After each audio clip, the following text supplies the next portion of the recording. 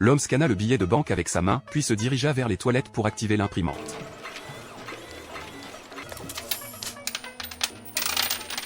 Comment avait-il acquis une compétence aussi étrange mais pratique? Quelques heures plus tôt, une énorme boule de feu était tombée du ciel, creusant un cratère dans le sol. À l'intérieur gisait un homme en costume. Appelons-le Dal. Nouveau venu, il commença à imiter les gestes humains. Pour s'adapter plus vite, il se rendit directement en pleine ville. Ne comprenant pas les feux de signalisation, il se fit renverser par une voiture. Le conducteur, terrifié, descendit pour découvrir Dal assis, apparemment indemne. Pourtant, en voyant sa jambe blessée, le conducteur s'empressa d'appeler les secours, mais Dal avait déjà disparu. En boitant, Dal s'engouffra dans une ruelle déserte. Soudain, ses oreilles s'ouvrirent comme des portes, laissant apparaître deux minuscules personnages qui descendirent le long de cordes jusqu'à sa jambe endommagée. Une fois la porte ouverte, un réseau complexe de câbles fut révélé. Ils s'affairèrent à réparer les dégâts. En réalité, Dal n'était qu'un vaisseau géant, piloté par une multitude de petits extraterrestres. Leur planète, à court d'énergie, les avait envoyés sur Terre pour en collecter. Mais la sphère énergétique s'était perdue lors de l'atterrissage. C'est alors que Lisa aperçut Dal en bas de son immeuble. Rongée par la culpabilité, elle l'invita chez elle. Pour ne pas éveiller les soupçons, Dal accepta. Face au verre d'eau que Lisa lui tendait, il ordonna précipitamment à ses occupants de se préparer. Malgré tout, ils faillirent être emportés par le liquide. Puis un chat s'approcha, déclenchant une recherche frénétique dans sa base de données, danger extrême.